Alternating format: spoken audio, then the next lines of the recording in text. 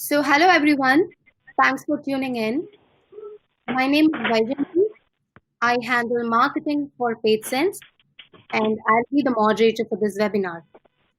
Today, we have with us Amrdeep Athwal joining in from the UK, and he'll be talking about ways in which you can boost your optimization program. Amardeep is an analytics and optimization expert with over 13 years of experience.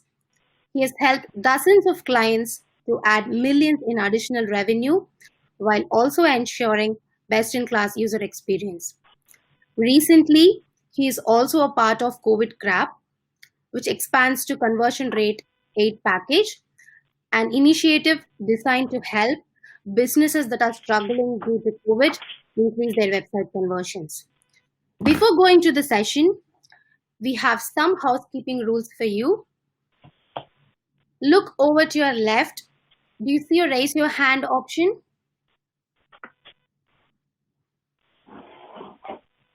Please use that to tell us if the audio and video is fine.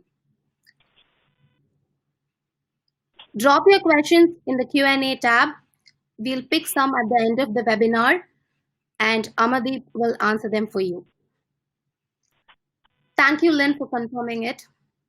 Hello, Jeremy from the Philippines. Thank you for joining. Make some noise on Twitter.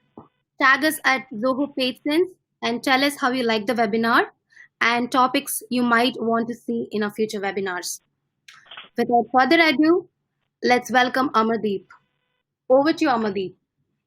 Thank you very much, and thank you for those kind words. And just a shout out that the COVID CRAP initiative is still going on. So if anyone wants to get involved, either to give up their time to help businesses in need or actually need some help, I'm available, as a lot of the other guys and ladies who are helping out. So without further ado, we'll get to today's topic. So kind of off the back of what's happening with the COVID-19 situation is that there's a lot of uncertainty, and that is affecting most businesses. I think I've not yet spoken to many where they haven't seen some kind of changes. Some of them are actually doing a little bit better. Some of them are doing much worse.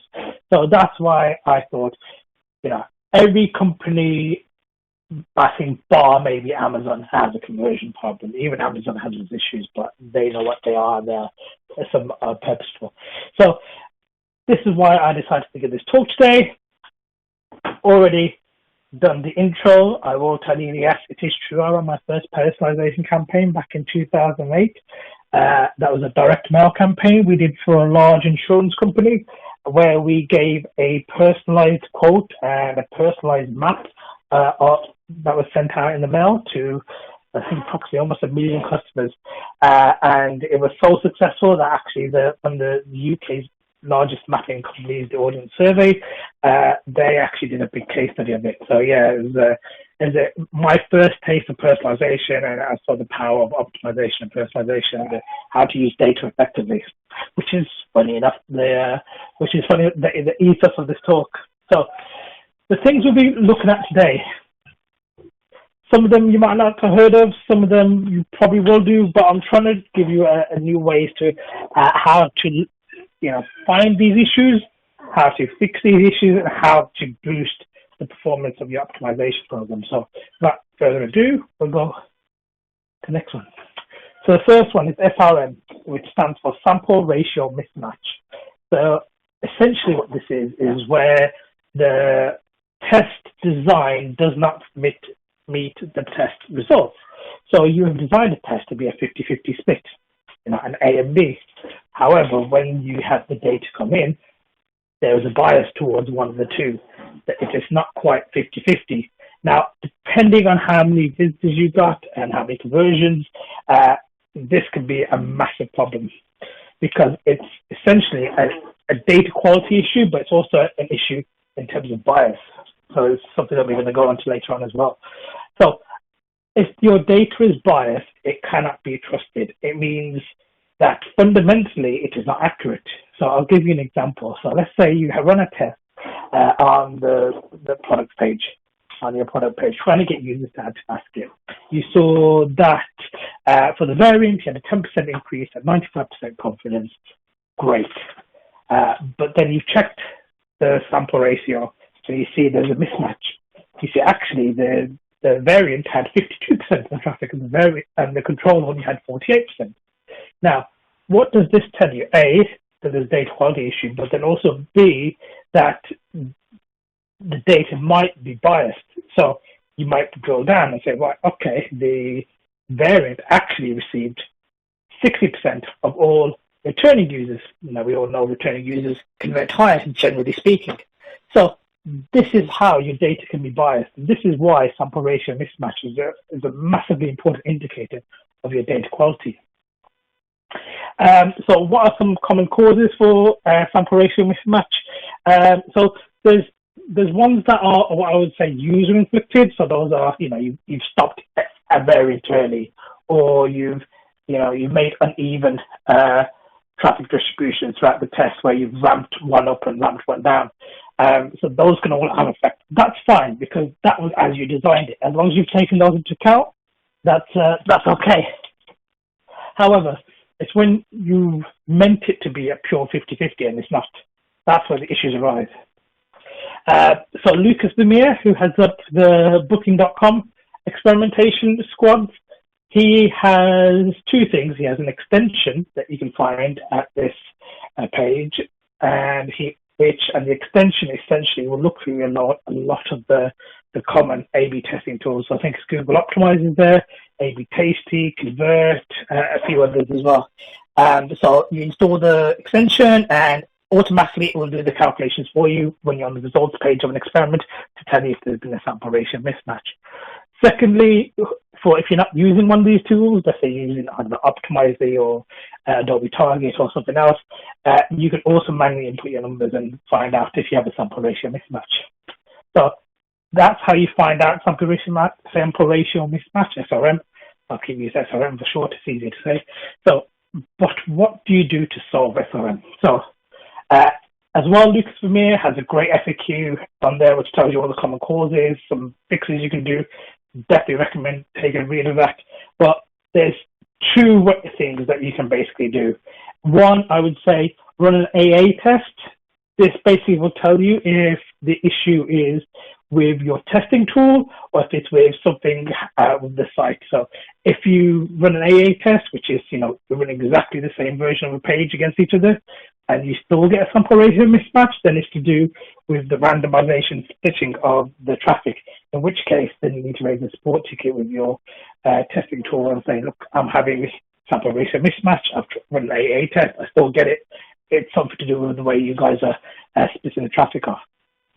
The second thing you can do to try and solve it, and I'm going to put a big caveat here, is it is a big try. It does not work most of the time, is you can have a look to see what segments have biased it. So going back to my early example, if the only thing where there was a big difference was returning users, I might say, right, I will exclude returning users from my test results. I'll still check it to make sure I've got the right sample size, etc., etc. But does that now make it a 50-50 split? If it does, great. Those test results are usable. But, like the caveat is it doesn't happen all the time. Most of the time, there's not one thing that is biased. It's a few segments. The second thing is, your test has only basically showed you what the result would have been for everything but that one segment. So you might end up still running the test again.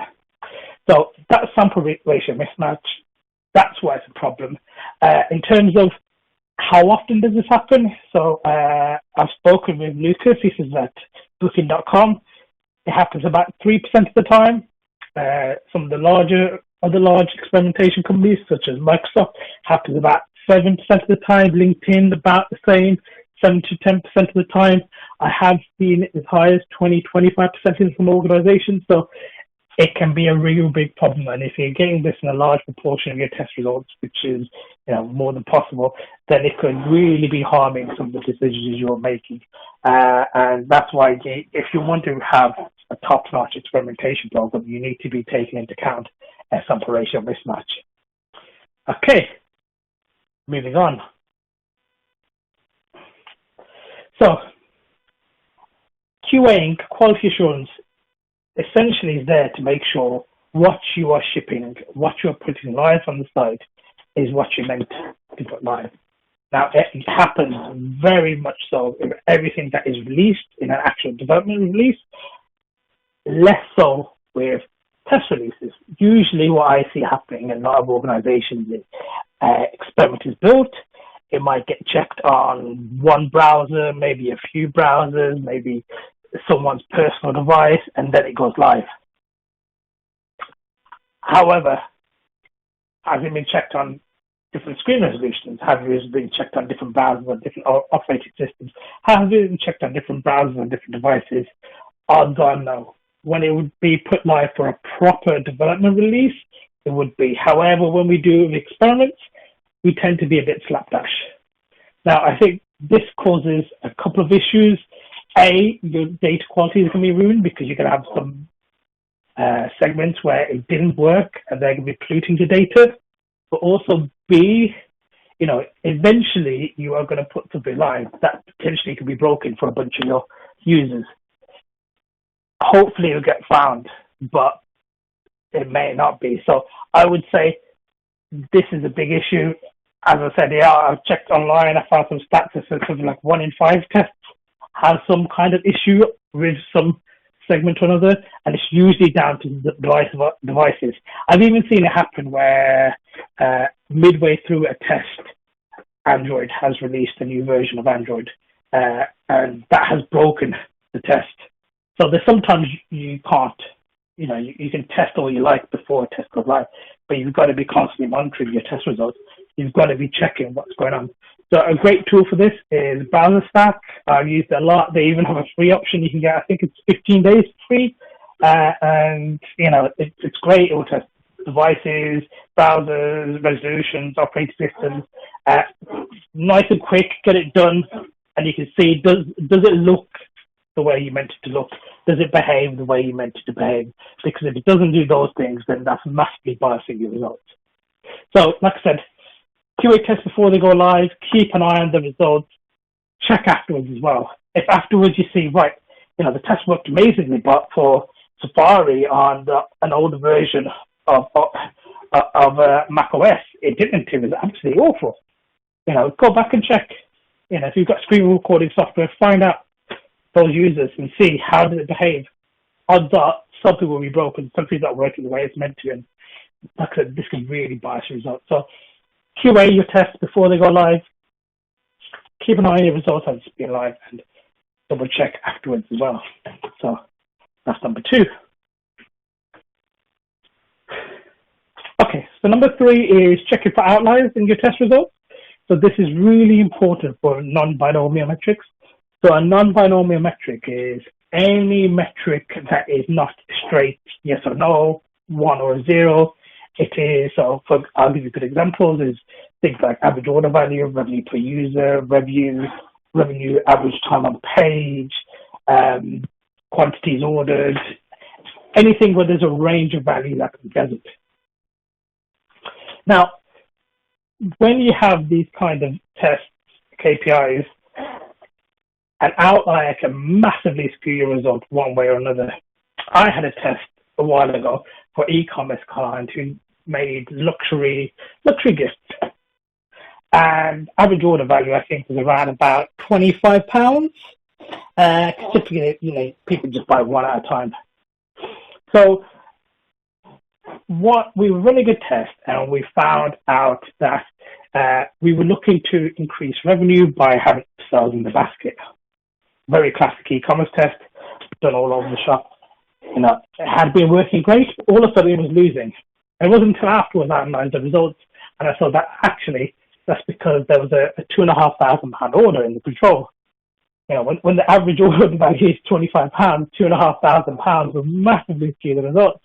So this is something you need to be aware of, because it's very easy to have these outliers, and it's not till you start digging through at the individual order level that you're going to see this, but it needs to be done to remove any outliers that are in there. It's mostly easily done post-test analysis. It's not something you really do on the fly. I've not yet seen a tool where you can say, please ignore this order value.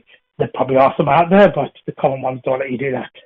So, number 3, check for outliers in your results. It's very, very easy for them to skew things when you're using non-binomial metrics. Okay. So, number 4, you QA your tests now before they go live. You're QAing stuff before it gets implemented into the code base and gets pushed out by your development team. Great. But do you ever QA the test after they've gone live? So you've done a test on the homepage that brings up some key USPs. Then you do another test that adds in a promo bar. Then you do another test that adds in a cool new widget that helps you define exactly the product you want to.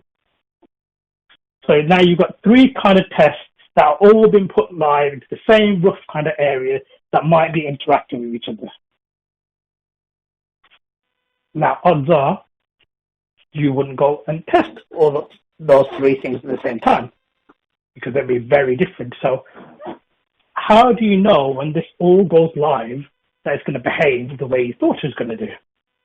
You don't, which is why I would say every quarter or so, it's worth taking a look at everything that's been pushed live test-wise to see is there any possibility of interference. Because this is something I find that happens a lot, especially with pages where above the phone content is important, stuff like product pages, landing pages. You will put multiple things live, you move things around where it has the most impact, and eventually you get to the point where everything's kind of jostling for the same position. In which case you've hit what's called the local maxima. You've hit the best version of that design, and you have to completely redesign the page. You can't just do little tweaks. You can't just move elements around. You need to do something more radical. So this is where you get to the territory of sometimes you don't see the effects from a test in live as you would do when you join the experimentation, because it's starting to, there's interplay. There's, might be 2 or 3 different things that live on the same page at the same time, which cancel each other out. So check implementations. Also as well, something I've got noticed in a lot of companies, I've had this very recently. We had a winning test on the product detail page. We used a bright red color because it grabbed your attention. But when they implemented it, they just used the brown color. It didn't work. The reason it worked was because it was bright red and everything on the page was green. It stood out. But the developers, the designers, they are not going to do something that does not fit the star guide. So you can do something great, but if it doesn't fit the star guide, it's not worth doing in the first place. So that's another thing I would do is check with your developers, check with your designers, make sure the test you are planning on putting out has a chance of going live, because otherwise you're wasting time and effort. So number 4, check implementations, or at least check in with the implementation team. Get their buy-in, get their ideas. Great. So number 5, a lot of people who do optimization start off as being analytics people. So analytics people love KPIs, because the businesses love KPIs. They love numbers, they love data. Everyone wants to be data driven. So what's the first thing that everybody does when they start running tests for the first time is they say, right, I want to measure add to basket. I want to measure the checkout conversion. I want to measure revenue per user. I want to check out, you have a dozen KPIs. And then you're like, oh, great, look, I've run this test. And revenue per user was up. Amazing, significant result. Perfect, let's put it live. Now, let's go back to the statistics. If you are doing everything right and you're going to 95% confidence, you have a 1 in 20% chance of having a false positive result. However, if you have 12 KPIs and you can pick any one of those to choose your winner, it goes up from 1 in 20 to 12 in 20. So this is why it's massively important to limit the number of KPIs to the minimum you need. I tend to not go above 2 or 3. Most of my tests have only got 1 or 2. However, if you need multiple KPIs, this is how I would do it. I control for it. I say I have a primary KPI. That's my 95% confidence level KPI. That's the one KPI I think I'm going to affect most. I have secondary KPIs. They're ones I think I'm going to have a small effect on, but I'm not sure I can, I can have such a large effect. Them I would increase the significance factor on. I would take it to normally around 98, 99%. So that's how I control for those changes. So too many KPIs in an A/B test can actually be counterproductive. It can lead to false positives, and it can mean that your optimization program is getting too many false positives. So therefore, you are not delivering the ROI you think you are delivering. So very important to control for this. So kind of leading on to the previous one is choosing the right KPI. The KPI must be the right tool for the job. So your primary KPI should be the one that's most affected by your change. So if you're running a test on the product page and it's all about getting people to add to basket in that session, then you want to pick a session-based add to basket. If you're running a test in the basket, then you might say, well, primary KPI, I want people to progress from the basket to checkout. And secondary KPIs, I might want to see successful checkout conversions, because I think I'm going to have the most direct effect on the basket to checkout conversion rate. But actually, there's 3-4 more steps. They might not have their credit card to hand. They might not have something else. They might, go off to try to promo code. There's lots of things that can distract people. So primary KPIs should be the most immediately affected by your test. Secondary KPIs, ones you're going to potentially have an effect on, something a few steps down the funnel, but something related to what you're trying to test. I'm not saying, if you're running a test on FAQs, you should have your checkout conversion as a KPI, because, well, how does having some FAQs directly affect the likelihood of someone checking out? It's a tenuous stick at best. So the right tool for the right job, the right KPI for the right measurement requirement. So that's number 6, choosing the right KPI.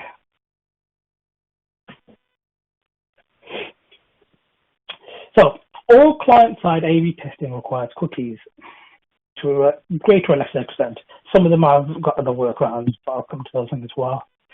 So the issue with using client-side tools is because they're reliant on cookies, is without cookies, you quickly get into a situation where a user can come in on a Monday and they can see the control, they can come in on the Wednesday and they can see the variant, and they come back in finally on the Friday to convert and they can see another variant. So who should get the credit for that? Now, this is, I think, almost a business analytical decision, is that if we are moving towards a world where, and it looks like we are because all the browsers are cracking down on cookies, that if we are moving to a world where we cannot use cookies to make sure users are going to be in the same variant all the time, do we need to redefine what the measure of success is? Do we need to redefine how do we kind of do that attribution? I would say yes, almost we might have to go back to the days of thinking about session-based conversion. I'm just going to throw that out there. I'm not going to pretend like I've got the right answer. I'm just saying it's something that needs to be thought about.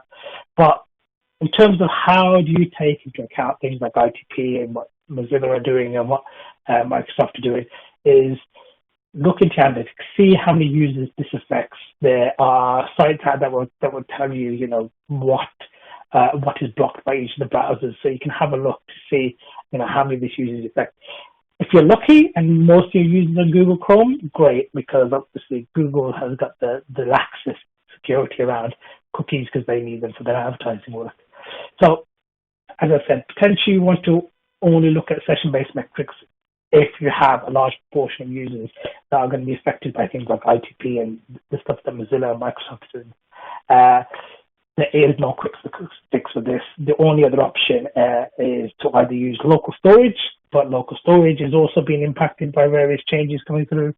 So the only way I see, if you want to still use user-based metrics, is to look at server-side testing, which has its own issues. There's a lot of overhead. You have to use the actual development team, and it's difficult to implement. So, like I said, I don't think there is a quick win here, but it's something you need to be aware of because it could be affecting your results. So, number 8 is to localize your test results. Now, this might not apply to everybody here today, but if you are working in a multinational company with websites dedicated to each location around the world, you may be tempted to take a winning result and roll it out globally. I would warn against this. From my own experience, even rolling a test from one English-speaking country to another English-speaking country is fraught with dangers. I recently had a test that was running on the basket in the US, and great, basket conversion was up 5%, total checkout was up 10%, amazing. Millions of pounds of additional revenue, great. Let's roll this out. But I thought to myself, first, let me do double check. Let me check it in the UK. UK, yeah, a small increase in basket conversion, nothing in terms of order rates, very flat, couldn't understand it. The only thing I can think of is, yes, either A, it's a statistical fluke, I fall into that 1 in 20, or that potentially, there is a massive localization effect that users in the US behave very different to users in the UK. Makes sense. Obviously, cultures are very different, ways of working are very different. So that, of course, that can play a huge effect. So this is why I say every test result needs to be validated in each region. Certain stuff you can probably get away with, things like validations. Should you have inline validation versus something? I think that's just general best practice. You're probably not going to be too bad rolling that out if you prove it's successful in 1 or 2. But for bigger test ideas, something that are probably a bit more controversial, a little bit different, rely very much on language, 100% must be validated. I think another great thing that I've learned is, use your on-the-ground experts. And if you're a multinational company, odds are you've got offices spread around the world. So, if you run a test in the US, you can ask your colleagues in the UK and say, how does this run? Would this work here? Does this, what do you think of this? And get their input. If everybody says, yeah, that's fine, that's standard, I see that being done by loads of people, you're like, okay, that can reduce your risk. If someone says, I've never seen that before, that's really strange, I'm not sure about that, then that might be a case for you to say, right, okay, this needs to be testing, and you can crowdsource some ideas as to what some alternate versions you could potentially test against your previous winners. Get some new challenges in there to see if you can find something that does work for that location. So yes, massively important. Localize your test results. People from different countries behave very differently online. So, number 9. This one is one I'm surprised I'm still having to say in 2020. I read a survey done by, I believe it was eConsultancy, done 5 years ago, where they said something like, I think it was 30% of companies didn't have a documented CRO process. And, I recently looked at their results and it's still pretty much about the same. They didn't have a documented CRO process. So why do you need a documented CRO process? Well, if you've got everything documented, if you've got all your sample sizes calculated, you put in, you've got your primary and secondary KPIs stored somewhere, you have exactly how you prioritize tests, you have exactly what tests get decided to be run when. If all of that is documented somewhere, it makes it very easy to go to a product owner or to go to the CEO and say, look, I like your idea, but these are everything that's ahead of it. So unless you can prove to me that this is more important than everything that we've already got planned, it's not going in. It can go to the backlog, it can get prioritized, and it'll go into the queue, and it'll be done when it needs to be done. But you can't jump the queue unless there is something time critical, or if it's such an amazing idea that it's going to blow everything else out of the water. But if you don't have things documented, it's very easy to circumvent a process. Very, very easy, especially if it's someone a lot more senior than you coming to you. So document your processes, document all your data, all the steps you take to validate your test ideas, your hypotheses, all the stuff you do to prioritize your tests, and all the results you have from the various tests. Because if it's all documented, if someone comes to you 2 years down the road and says, "Oh, why did you run this test at this point?" Because we've had a customer complain about something, you can say, "Right, we did this because we have this piece of data, we ran it for this, the results." You've got all this information to show this is why everything was done the way it was done. Also documenting everything, like I've said, it makes it very easy to keep to your process yourself, because I will promise you'll get to a point where it will seem very easy to say, "Oh, I've just had a great idea. You know what? I'm just going to put this to the top of the queue, and I will put my hands up on this one." It's something that I still find myself doing on occasion, and it's really hard to not do, because you're the person in charge of running running the CRO. So obviously your idea should be ahead of everyone else's. But if you've got it all documented, if you've got it transparent, everyone can see, you are going to get called up on it. So unless you can back it up, you're going to take some flack. So this is why I said, keep it documented, keep it transparent, give everybody access who needs it, well, the only access, and because it will help you keep to your own process as well when you are thinking about circumventing it. It will also help you with an exploit. So number 9 was document your process. So cognitive biases. So cognitive bias is where we basically reject any information that doesn't agree with our already held beliefs, and we try to find information or data that confirms our belief. That's what it's called. Confirmation bias. So a confirmation bias is a type of cognitive bias. So confirmation biases are really hard to beat, which is why test analysis should also, like injustice, should be blind. We don't let the person who has been attacked by someone choose the punishment for the attacker because they're too emotionally invested in it. Same thing with test results. Why do we let the person who is emotionally invested in a test be the one who analyzes the test? I can't think of a certain good reason. Well, there is one reason, is that there's no one else to do it. That's if that's the case, then it has to be done. I've been a one-man band before in an organization. I would do all the analysis, I'd build the test, I'd launch the test, I'd analyze the test, I'd decide what gets put there. In that case, that's fine to an extent, but I think you should also still have a small committee. You should have 2 or 3 people, and you say, "Look, this is what the data says, this is what I think, this was everything we had planned." This is going back to my previous slide, my previous point, was this is what I had documented, these are KPIs I chosen, because it gets very easy with the amount of different KPIs we have available, to the amount of ways we can segment that data in analytics, to be able to find a KPI or a segment where you had a significant result.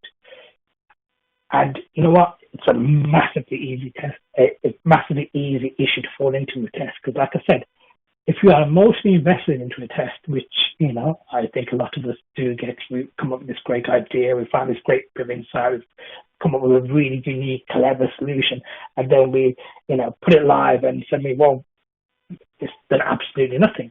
But you find, there's a segment of 70% of the users where it did amazing for, you are likely to call it on that test. However, if you've got things documented, if you have a small working group who decides what tests should be put live, decides what the results are, then actually you are going to be held accountable. you are going to have to stand up and say, actually, this idea wasn't as good as I thought it was going to be. I was wrong. And it's something hard. I think that's what it comes down to. People don't like admitting they're wrong. And I think confirmation bias is 100% the reason why a lot of people will not back down is they don't want to seem to be wrong. And I think that's what testing is all about. It is about being proved wrong. If we knew what the right answer should be, we should just trust the prize, but we don't. So that is number 10, trying to remove cognitive biases, mainly confirmation bias in kind of your test results. It's, like I said, it's a very slippery hole. It's very easy to fall into this. I have, I recently did it myself. Just a couple of weeks ago, I had a test. The primary KPI was add to basket, and the secondary KPI was successful checkout. Those are flat, but revenue was up about 20% because AOV shot up for some reason. And I couldn't explain it, but, if it was up to me, I would have probably called the test of the revenue increase because it was about, double-digit increase in revenue. So, the team said to me, no, you can't do that. You said before you wanted this was your primary KPI and your secondary KPI was that. And I say, yeah, you're right. Sorry.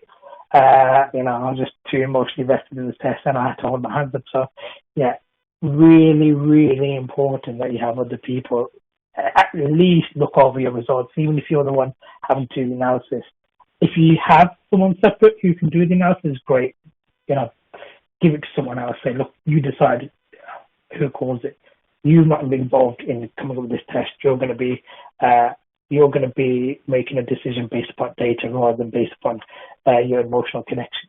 So, yes, number 10, probably the biggest one I would say, if you can, try to remove as many cognitive biases, mainly confirmation bias. So, thank you very much. Thank you, Amrdeep. It was indeed a solid session on experimentation. I'm sure we're all going to keep these points in our minds before starting our next A/B test. So before we take some questions, let me just quickly summarize the webinar. Your observed traffic split might not always be the same as the expected traffic split.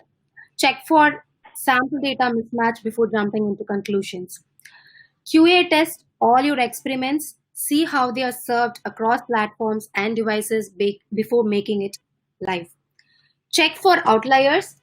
They might seem insignificant but can influence your results to a greater extent. Measure the right KPIs. Learn more about your client-side cookies and how they affect your test. Localization is important. Understand your target demographics and localize all your tests.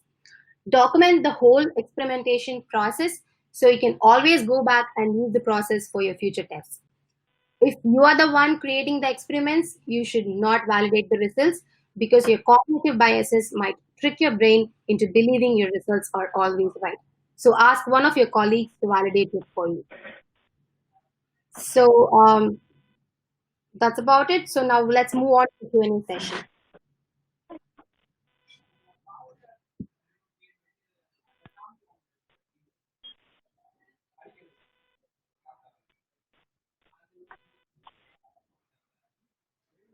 So we have a question from Caesar. He says it's a little complicated to run A/B tests and he needs some tips. Sure. That's quite a big question. Okay.